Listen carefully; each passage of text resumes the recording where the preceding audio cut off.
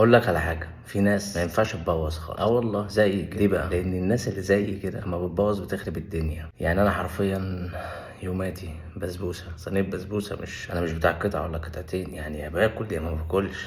مش بتاع قطعه، ده يوماتي. اما عليت الليفل شويه بقيت باكل صينيه كيكه وصينيه بسبوسه وطبقين ثلاثه كده رز بلبن ماشي، وطبق طبق. يعني مش بتاع بوله برضه، مش تاكلش معايا دي. فالفكره كلها ان لو انت من الناس اللي ما بتقدرش تسيطر على نفسها لما بتبوظ فما تبوظ. يعني دي نصيحتي ليك، ان انا عارف ان انا هيطلع عيني في الدايت. ليه بقى؟ لان انا خارب الدنيا. أنا باكل الاخضر واليابس حرفيا. مش كل واحد نفسه بتروح لاكلات يعني هو في الطبيعي ما بياكلهاش اصلا.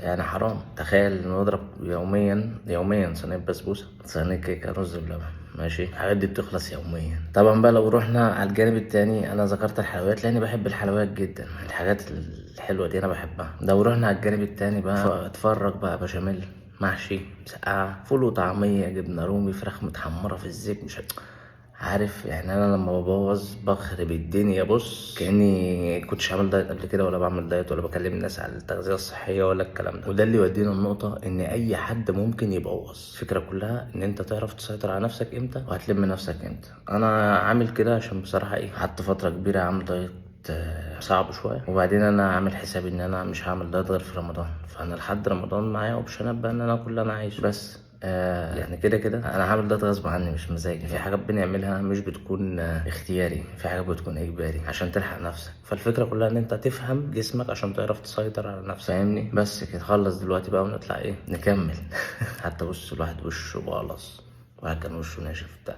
بص بقى انا عايز انبهك لحاجه للناس اللي بتاكل سكر وكده. شايف دول كده؟ شايف دي حبايه ودي حبايه ماشي؟ شايف دول؟ الحاجات دي ما بتظهرليش ولا بيجيلي برد الا لما باكل اكل غير صحي. يعني ده ابسط مثال ان الاكل الغير صحي مش حاجه كويسه. وانا بقول لك هي مش حاجه كويسه، بس يعني احنا مش هنعيش طول عمرنا عاملين دايت. يعني احنا برضو بنبوظ زينا زيك. بس هي الفكره كلها ان احنا بنعرف نلم نفسنا. اهم حاجه انت كمان تعرف تلم نفسك. فاهمني؟ وبعدين لما اكون عامل دايت مثلا 3 4 شهور ولا 5 شهور ولا 6 شهور واجي ابوظ شويه، مش هيكون ليه مشاكل كبيره زيك انت على طول مبوظ. فاهمني؟ على الاقل بحاول افصل في النص. فالمهم انت عيش بقى وجهز نفسك بقى واستنى رمضان بقى، عشان في رمضان عايزين نروح في حته تانيه. يلا صباحكم فل.